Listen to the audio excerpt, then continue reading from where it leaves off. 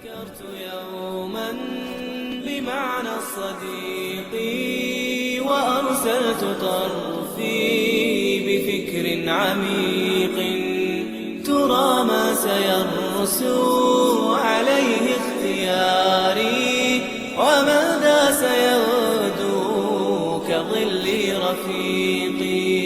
تفكرت يوما بمعنى الصديق وأرسلت طرفي بفكر عميق ترى من سيرسو عليه اختياري وماذا سيغدو كظل رفيقي.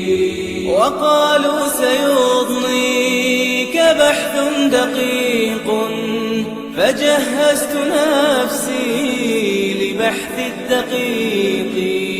ركبت البحار وخضت الصحارى وسرت النهار وقد جف ريقي ويممت شطر الجبال الرواسي وفي قمة قرب واد سحيق